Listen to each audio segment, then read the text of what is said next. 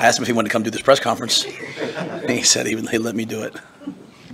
What do you guys got for me? Actually, I start with one thing. I just want to say congratulations to David Braun at Northwestern. I'm really excited for him. I think he's an excellent coach, and I think he's done a great job this year. So I just want to make sure I say congratulations to him. Yeah, Heinrich's going to practice tomorrow. He's obviously been out there on a limited basis. Chubb and Jeff have gotten most of the reps. But I know he definitely wants to play. He's pushing to come back and play, and so we'll see how he does tomorrow and get him to the game, warm him up. He'll definitely be available in some capacity, but whether he starts or not, I think it'll just it depends on how he feels at game day.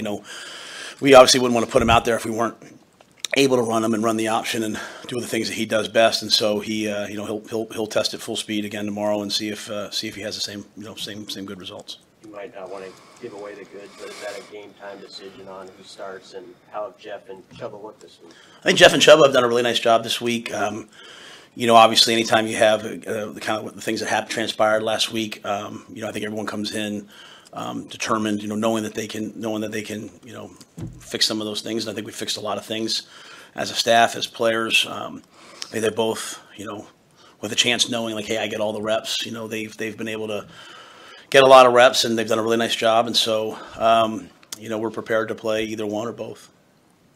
Jaden Doss is one of those interesting guys, I think, right on that 4-game mark. Do you bring a player like him along on the road trip? Yep. Yeah. We met with I met with Jaden and Ethan Nation last week. Again, we do everything to win, and we also do everything to prepare our guys to have the best careers that they can have. And so, Ethan really wanted to be the punt returner, knowing that it might only be 1 or 2 punts, but just I think where he is. Jaden obviously wanted to play, but was like, Coach, whatever you need me to do. With Billy coming back, with Fleeks, who's been the second slot, we have a lot of guys who can do that. So we held Jaden out, so hoping that he can maintain his red shirt. He'll still come on the trip if we need him. He's ready to go. But, we would never do anything to hurt the team.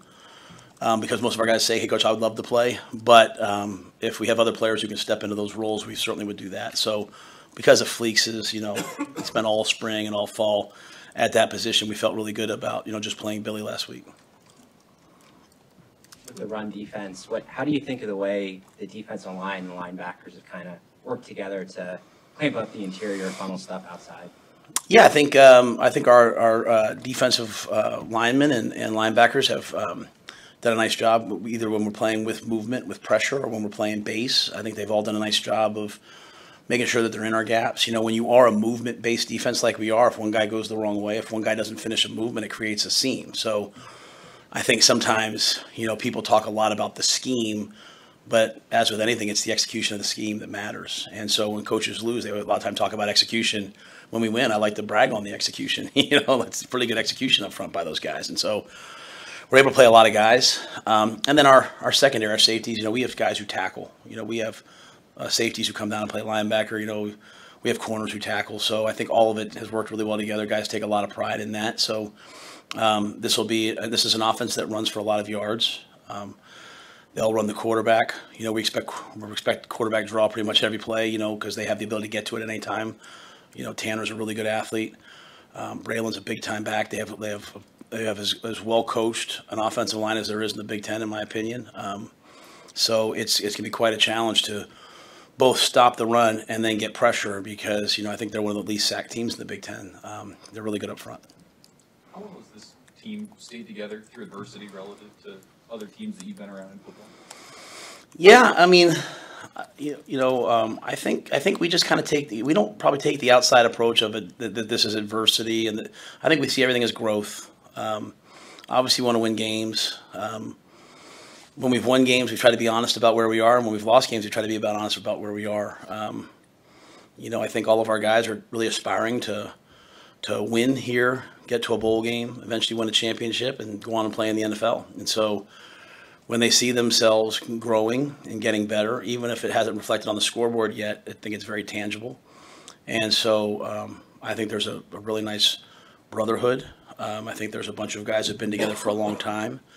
I think they've battled adversity in the past, and so They're good at that. I challenged them this year to be able to handle prosperity. It wasn't too long ago we were talking about a 3-game win streak, and I kept challenging them to be the same team every day. And so this is kind of where we are right now. It's really actually a fun place to be when you go into every game knowing that, hey, you know what, we're going to have a chance to win it, but their team has a chance to win it, and we're going to battle and get to that point. I mean, I love our guys. I love the way they respond to each other, have each other's back. I think it'll be really important, obviously, going to Camp Randall Stadium, playing on national TV, playing in the cold, which obviously the cold is nothing for us. But, I think it's going to take, it's just going to be just us, and so that'll be a lot of fun. And I've really, really enjoyed the guys this year. I mean, when you walk in this building, I think everyone absolutely knows what's happening. And everyone, at least what I see, everyone knows the growth that we're making. And, as I tell our guys all the time, overnight success takes a long time. And everyone looks up and says, wow, how'd that happen? Ron Brown reminds me sometimes about Coach Osborne's journey. And you look back in history and you see the 3 national championships and all the things. He talks to me about a lot of the ups and downs and adversity and, some of the things that have happened. So I just really credit our guys that they've stayed kind of locked in and stayed tight and kept it about us. And that's what we'll need this week. What have you seen from Braylon Allen, and what are the biggest... Bears shirt, huh? Yeah. Nice. So I'm from Chicago. Nice. Yeah. What have you seen from Braylon Allen, and what challenges, what are the biggest challenges he's going to pose to your defense? Well, I mean, Braylon Allen, I go to media day and I meet Braylon Allen and I'm like, he's as big as most defensive ends. I mean, just an absolutely talented, freakish young man. Can run between the tackles. He's proven this year he can run outside zone. He can run power, counter. Can catch the ball in the backfield. Can protect. Just a really, really talented player. One of the best backs in the Big Ten. One of the best backs in the country. And I think he showed a lot about who he is as a character last week. He went out and battled and played. I'm sure he'll be ready to go Saturday. So, this offense, Coach Longo's offense, obviously, as I said, seeing it at North Carolina as we evaluate the backs coming out every year, they can run the football and they can challenge you and they can run in a multitude of ways. And I think Braylon's is, he's as talented and big a back and athletic a back as there is. It was a year ago about when Tristan hit some kicks everybody in the state saw in high school, and he was kind of a name that was out there. How have you seen him just handle the early struggles and get to where he's at now, going to that stretch run here? Yeah, it's interesting to think about when we got here. He didn't have an offer. He was had some preferred walk-on opportunities, and we offered him a scholarship. And really proud of him. Really enjoy coaching him. He's kind of what I was talking about. When you just look, if you're just Tristan and you just look at like, hey, what's this year been like for me? While we're 5-5 and would love to be 6-4, we'd love to be 7-3, 8-2. On a personal level, has he gotten better? Has he improved? Is he having growth? Has he made big time kicks? And I'd say you'd have to answer yes to all of those, and that's a lot of credit to him. I think for him, I think the thing about Tristan is he's grounded in something. He's not an emotional young man. He's grounded. Great family. I think it's one of the benefits of when you're a local player and you come to the University of Nebraska and you have your family at the games. You have a chance to go home when you have a tough game, and he's just kind of persisted through everything. And some of those games that we've won because of him, because of his foot. So, I when I saw him make that kick in the state championship game after the fact, obviously, it made perfect sense to me that you would offer him a scholarship and get him here. And I look forward to seeing him make those kicks for us. And it could be this Saturday. He's come a long way. And again, I just credit his mindset and really his family because he's just very grounded, and that allows him to get better. I know every game's on TV these days, but is there something special? But you guys finished NBC primetime, the CBS game on at 11 a.m. Is that kind of nice, that spotlight? Oh, yeah, absolutely. The lifeblood of our program is both player development for the guys we have and recruiting. And I want recruits all across the country to watch our defense and say, man, I want to go play in that. I want recruits to watch our offense and watch us play well this week and say, man, I want to be a part of that. If we struggle in any one area, I want a guy to say, hey, I can come there and I can help in that. But most importantly, I want them to see that N, that iconic, white helmet with the red N that I grew up, watching as a kid in New York City. I want I want people all across the country to have a chance to see it. And I think, Todd Blackledge and that crew do as good a job as anyone. It's prime time. And as I said to you guys just a couple weeks ago, we expect moving forward that every game that we play in, the month of November and then December to be really important games with consequences, games where winning and losing means something. We have to become very comfortable with that. We have to almost become inoculated to that pressure. And so to go on the road and play on national TV and know that we're playing a really good team on, at their place, at the start of the fourth quarter, they're going to play jump around, and, it's college football. And there's some things on the line for us. I think it's really, really important for the growth of our team. And I hope we go out, we knock it out, and play really well. So it's a tremendous opportunity. And it's really, as I'm always looking about just like growth and pushing the program forward, these are the moments I think that push the program forward. And so, we'll get to the offseason, and last week's game will be something that we talk about a lot, right? It'll be something that we grow from quite a bit. And I hope that this week's game will be something that when we get to the offseason, we talk about a lot, we grow from. And that to me is how these young players become champions someday. This is playing at Nebraska. You play on prime time and you play in big games. Matt, long snappers typically do not get much recognition. What does Marco mean to this team, and how valuable has he been? Yeah, I think when I was at the Carolina Panthers, we had a long snapper named J.J. Jansen, one of the great I think he's in like year 16. And I remember talking to, I don't know if it was Marty Hearn. I had two GMs. I was there. One of the GMs, they said to me, just think about this. Do you ever think about the snap? I said, man, I never think about the snap. He's like, that's the sign of a great long snapper. I never think about Marco. Like, I was telling Coach Osborne out there, like he warned me about the wind. And every week it's like, in one way you're going into the wind, one this way, 1 week it's swirling.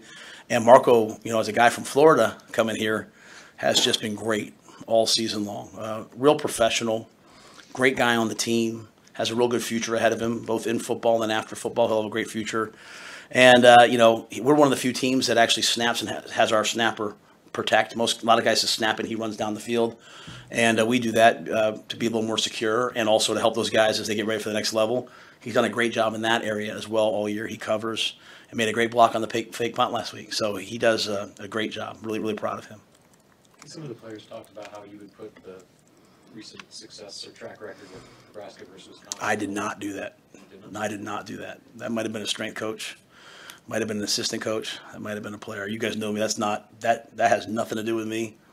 I don't play for trophies. I don't care what happened in 2013, 14, 15. I asked the guys how old they were in 2012. They were like, I was 12. I'm like, so does that have anything to do with us? So yeah, I heard that, and I get blamed for everything. They all think I do everything. I don't even go in their locker room. I didn't put anything up. But again, I think it's pretty cool. I think it's probably one of the players, to be honest with you. I mean, you better ask Ty Robinson or Giff or one of those guys, or maybe it was Corey in the weight room. But yeah, that would never come from me. I didn't mean to interrupt your question. You asked why you would do that. Yeah. No, I didn't do it. Yeah, I mean, I heard that and I was like, I didn't do that. I had no idea that was being done. But again, I don't micromanage the locker room. If they want to put that up, put it up. If someone wants to put it up, put it up. My thing is just very simply all the time, did winning a game or losing a game affect the next game? It really doesn't. So let's go play well. After the game this week, you guys are gonna be talking to me about the execution. Either hey, we didn't turn the ball over. This happened. You'll be talking to me about the game. So I'm always like focused on the game. But you know what? These guys, they, as I told them, they know how to do. They went to Illinois, played a great night game on national TV, and they won the game. They went to Iowa last year on senior day and beat Iowa. These guys know what to do. And if that in some way locked them in a little bit more this week, to each their own. The quarterback run game's been really successful, on the offensive side. Is there a thought, though, maybe dialing it back just a little bit because of the injuries suffered by Jeff and Heinrich and Chuba being a little bit banged up? Yeah, the unique thing on that is if you go back and watch Jeff's play, he got hurt on a pass. If you go back and watch Heinrich's play, he got hurt on a pass. So, I think most quarterbacks really get hurt on pass plays, So, for us, with where we are right now, we've kind of said, as we've built this thing this year, like what do our guys do well, and we're going to run the football, and we're going to run the quarterback, and it's going to be part of what we do and part of the option game, and it's going to maybe open up some explosives, and we're going to have a chance to win every game in the fourth quarter. And even the games we've lost, we've had a chance down the stretch, and so I certainly never want our quarterbacks to get hurt at all. But Wisconsin's played 2 quarterbacks this year, and they don't run the quarterback. I mean, our quarterbacks have gotten hurt on pass plays, scrambling around. I think we always look at every little thing. If we have a guy who's banged up, we don't run him quite as much. Heinrich's been banged up a little bit the last couple of games, and so we haven't run him quite as much in those games. We've had to throw it a little bit more, but that does rob us of some of our efficiency, because the unique thing about us and what we do is, we getting the ball out. And so, it's a really good question. It's one of those things as a head coach you think about all the time. I've had some people ask me that, and I just think sometimes when I say it like that is I just don't ever want to. I can't acquiesce to like a easy narrative of like, well, the quarterbacks are banged up because they run them. Well, they got hurt throwing it, and most times when I've had a quarterback get hurt, it's usually scrambling around, and you're not really quite as ready. And Jeff was obviously on a naked type play, so it's never an easy answer. But with where we are right now, I mean, to move the ball against Wisconsin, we're going to have to run the quarterback. Obviously, Chuba's a different type of a player than Jeff. Jeff's a different type of player than Chuba.